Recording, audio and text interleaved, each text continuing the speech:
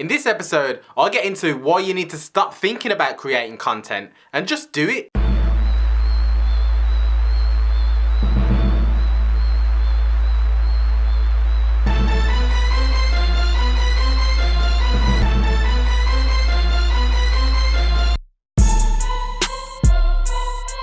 Okay, so I want to make this episode short and sweet and straight to the point.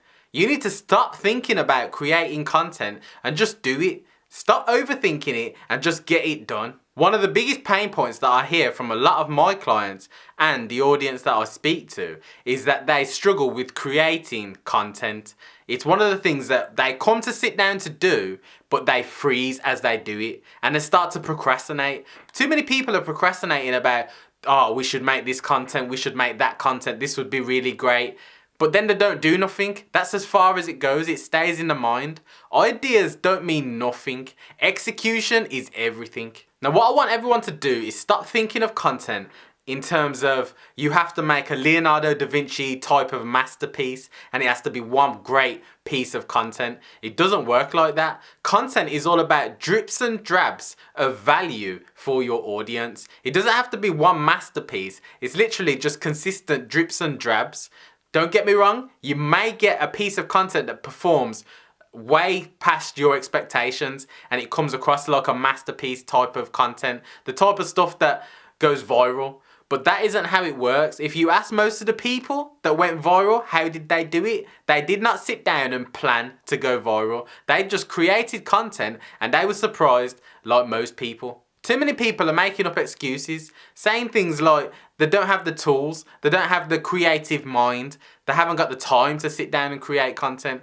All these types of excuses that people come with all the time. But at the end of the day, they are excuses. You can't have excuses and have results at the same time. It's either one or the other. Now, one of the main pain points that I know people secretly think in their mind but don't say out loud is the fact that they have a fear of the expectations on how well their piece of content will perform. So, it's the fear of no one reacting to a piece of content when they put it out. If they put out a photo or video and no one likes, comments or shares, they feel like, they just feel horrible. They just feel horrible. They don't feel happy with themselves. They feel rejected. They take it personal. Now, what I want to try and do is encourage you guys to get out of that habit. Get out of that way of thinking. Stop thinking like that. Stop thinking in terms of, oh, people don't like me, so they don't like my content, so they must not like me. Get out of that way of thinking. The truth of it is, content in the early stages is trial and error. You kind of know what works with your audience and what they find valuable, but the way that you put that across, that is what is going to determine what goes well. You don't get to determine what goes well beforehand.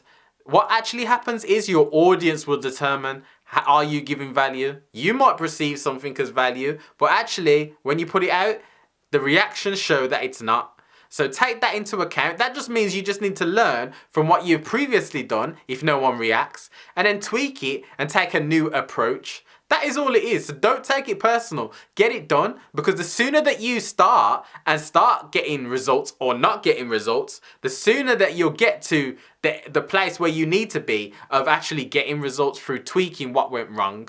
Now it's that time of the show where I'll give a shout out to my sponsor and social media management tool of choice, Agorapulse. Now my question of the day is, what is your pain point around creating content? What stops you from creating great content? What stops you from actually making it happen? Leave your comments below.